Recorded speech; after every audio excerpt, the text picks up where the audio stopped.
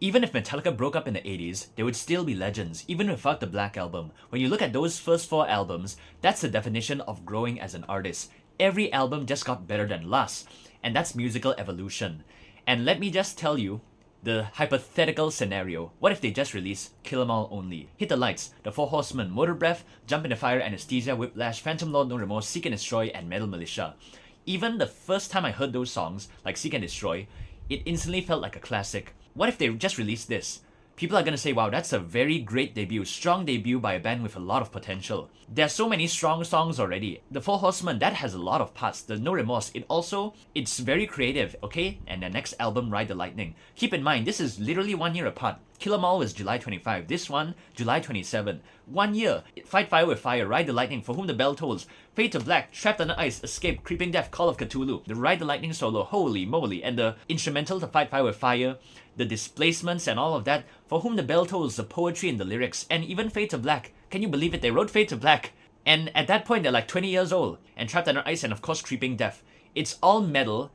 It's all aggressive and creative and simple, but it's listenable and repetitive where you can sing along, and that's very hard to do.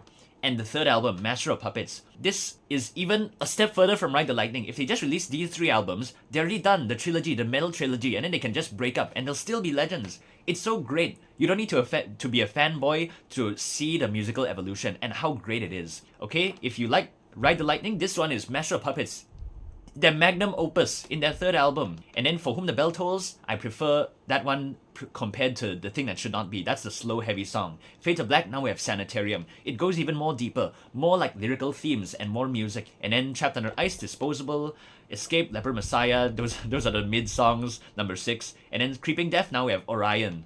From Cthulhu, now we have Orion. Orion is like also a great piece of music. Not metal, don't think of metal. Great piece of music. When I first heard that, it was like, wow, they're not just metalheads and then play loud and fast only, they're really musicians. That was the first time when I heard Orion for the first time, that's what I thought. And then after that, Justice, their most prog album. The parts just keep getting more harder, there's more stuff going on. For me, I prefer Master of Puppets than Justice, but Justice, there's so long, the songs, and then a lot of parts, they reuse the parts, do it in different ways. We have Blacken, my favorite song. Justice, too long, but it's still good. And then Eye of the Beholder 1. 1 is also like a magnum opus. And then the dynamic changes and Dyer's Eve, To Live Is to Die. Fate Ends, Harvester, Shoulder Straw. This album, I'm not really that into it, but they still stepped it up. And it's still like an instant classic. But these first 4 albums, it's all within 1 and 2 years. Can you believe it? Ride the Lightning was July, and then Master of Puppets was like March. By the time they released Ride the Lightning, like the year is almost over already, and then they tour a lot, and then like within 1 year they have to come up with basically new material. When you let that sink in and imagine, you can realize how talented they are. They're not virtuosos in any way like Jacob Collier or whatever, or those million notes per second shredders, but these are like average people, average kids, and then they just like music, and then they can create these 4 albums. Like, can you imagine? Like, what were you doing when you were that age? I couldn't write that, but it's a very something you want to emulate. Like, push yourself, not just okay, make an album and then okay, hopefully this one is better. No, it's there, it's proof in the music. That's why these albums are so great.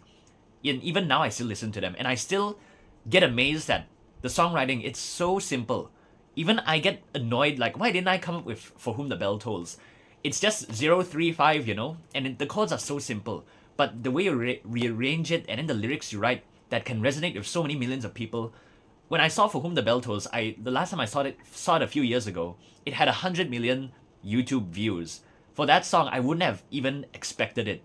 For Whom the Bell Tolls, wow, it's such great music. So listenable. That's the thing, listenable. If you can write a song but no one relates to it, then it's like, what's the point? These resonate with so many millions of people. And it's crazy how in such a short time, and then they can write something completely new, even though it's, the same old E string whatever, but it feels new and it feels fresh and it feels like a step up. Not only the guitar playing, but the drumming also, and the lyrics. The debut, it's okay. The debut is okay. But when you go to Ride the Lightning, it's an obvious step up. And from that to Master of Puppets, that's like, wow, holy moly. And I'm not saying this just because I'm a fan. If you replace Metallica with any other band, you put Kanye West as a title, and the audio files are exactly the same, I would still say the same thing. It's such great music. You know, nothing to do if they're popular or not. Not it doesn't matter if you're a fan or not. Remove the how big they are, how many millions of albums they sold, how popular they are. You know, Fortnite, whatever. If you remove all of that and you just listen to the music, and then you listen to the progression, that's like wow, everything you want to strive for. So that's it. The first four albums, really the best metal albums of all time. That's it.